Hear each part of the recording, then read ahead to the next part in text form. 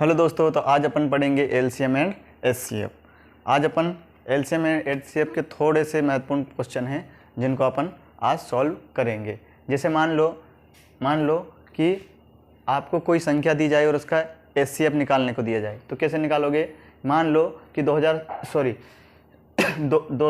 288 और 720 का एचसीएफ अगर आपको निकालना है या और भी लंबी संख्या दी गई होगी तो आप कैसे उसको निकालोगे। तो उसको निकालने के लिए सिंपल सा तरीका है कि इसमें जितनी भी संख्याएं दी है उन किन्हीं दो संख्या में सबसे न्यूनतम डिफरेंस जो होगा उसको निकालना है। तो अगर आप दो संख्या का न्यूनतम डिफरेंस निकाल लिए हो तो या तो वो न्यूनतम डिफरेंस है वही उसका एचसीएफ होगा या उसका फैक्टर या उसके गुणांक होंगे। तो 216, 288 और 720 का आपको एचसीएफ निकालना है। तो आपको देखना है कि इन संख्याओं में सबसे कम डिफरेंस किन संख्याओं में है। तो इन देखना है कि देखो 216 और 288 और 720, तो इन दोनों संख्याओं के बीच में डिफरेंस आपको कम से कम दिखाई दे रहा है।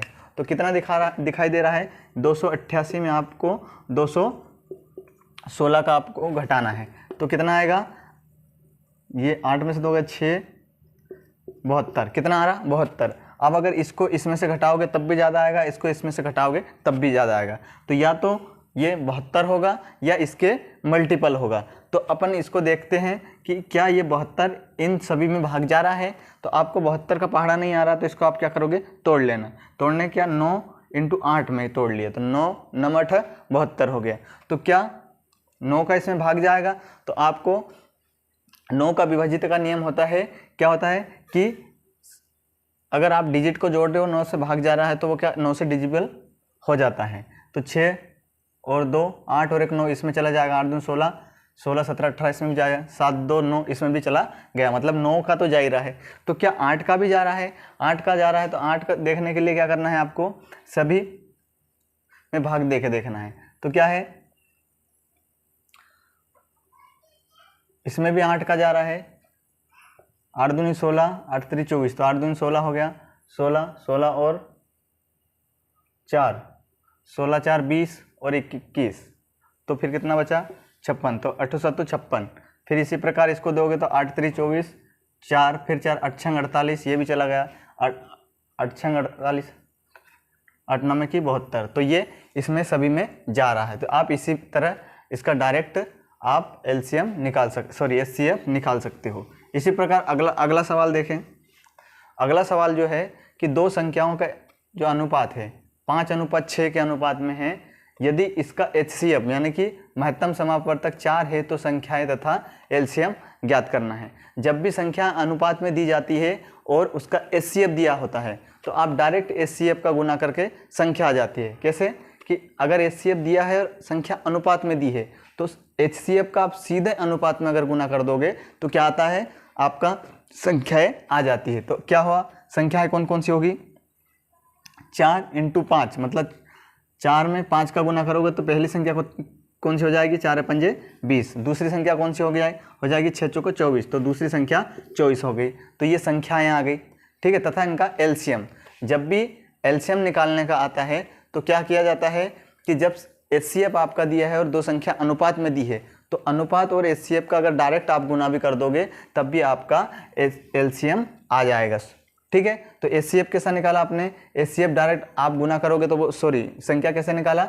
डायरेक्ट एचसीएफ का अनुपात में गुना करने से संख्या आ जाती। तो पहली संख्या कितनी होगी, 5 का 20, मतलब 20 पहली संख्या और दूसरी 6 चौको 24, तो पहली संख्या 20 दूसरी 24 हो गई। इसी प्रकार अगर आपको एलसीएम निकालना है तो एलसीएम निकालने के लिए आप डायरेक्ट इसका गुना कर सकते हो। 5 अनुपात कितना है, 5:6, तो 5 और 6 और 4 इनका आपस में गुना करोगे तब आपका क्या आ जाएगा एलसीएम आ जाएगा। तो कितना है, पहला अनुपात कितना है 5, दूसरा अनुपात 6 30 और एचसीएफ कितना है 4, तो 6 5 30 और 30 चुको 120, तो 120 इसका क्या आ जाएगा, एलसीएम आ जाएगा। या फिर एलसीएम आप इस मेथड से भी कर सकते हो, 20 और 24 करके ऐसा 2, इससे भी निकाल सकते हो क्योंकि अपन ने पहली और दूसरी संख्या निकाल लिया। इससे आप एलसीएम भी निकाल सकते हो।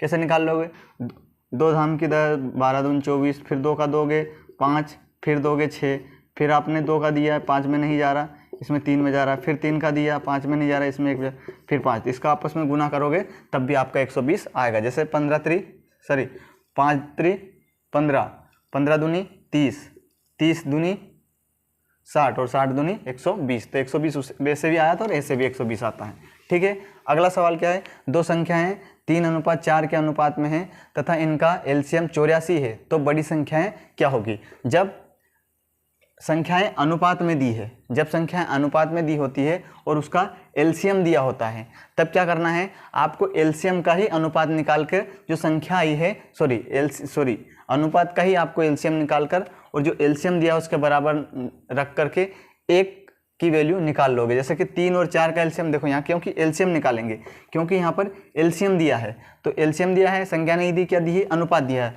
तो आप अनुपात का ही एलसीएम निकाल लो। तो अनुपात क्या दिया है, 3:4। अब इनका एलसीएम अगर लोगे तो आपका कितना आएगा, 4 3 12 एलसीएम आ जाएगा। ठीक है, एलसीएम इसलिए ले रहे हैं क्योंकि संख्या ही एलसीएम में दी है। तो 12 का मान कितना दिया है, 84 दिया है, तो 1 का कितना होगा, 12 5 60 12 6 72 62 84, 1 का हो गया 7। तो संख्याएं क्या हो जाएगी, संख्या क्या हो जाएगी, इसका गुना पहली संख्या कौन सी हो जाएगी, इसमें 7 3 21 और दूसरी संख्या 7 चौक 28। तो पहली संख्या क्या हो गई, 7 3 21 और दूसरी संख्या 7 चौक 28 हो गई। तो ये क्या पूछ रहा है, तो बड़ी संख्या क्या होगी, तो बड़ी संख्या कौन सी है, 28 है। इससे डायरेक्ट आप मान निकाल सकते हो। ठीक है, अब क्या करा आपने, जब भी संख्या अगर एलसीएम संख्या अनुपात में दी है और एलसीएम दिया है, तो आपका अनुपात का एलसीएम निकाल के संख्या के बराबर रख के 1 की वैल्यू निकाल लेना है और अनुपात में गुना करके वो संख्या आप निकाल सकते हो। अगला प्रश्न क्या है कि दो संख्याएं का एलसीएम तथा एचसीएफ क्रमशः, मतलब दो संख्या है जिसका एलसीएम दिया है और एचसीएफ दिया है। क्या एलसीएम क्या दिया है, 48, एचसीएफ 8 दिया है। यदि इनमें से एक संख्या 24 है तो दूसरी संख्या ज्ञात करना। जब एक संख्या दी हुई होती है और एलसीएम और एचसीएफ दोनों दिया होता है, तो कैसे निकालते हैं कि दोनों संख्याओं का गुणनफल बराबर एलसीएम इंटू एचसीएफ होता है। क्या होता है इसका सूत्र कि पहली संख्या इंटू दूसरी संख्या बराबर क्या होता है, एलसीएम इंटू एचसीएफ होता है। तो आप ये याद रख सकते हैं कि जब दोनों संख्या दी हुई होती है तो दो संख्याओं का योग गुणनफल इंटू दोनों संख्याओं का एलसीएम और एचसीएफ का गुना बराबर होता है।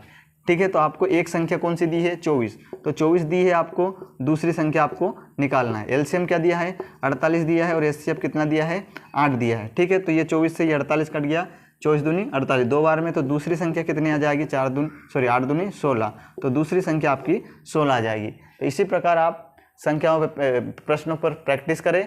अगर नहीं आ रहा है तो आप कमेंट भी कर सकते हो। इसी प्रकार के वीडियो, शॉर्ट वीडियो देखने के लिए हमारे वीडियो को लाइक करें, शेयर करें, सब्सक्राइब करें। Thank you.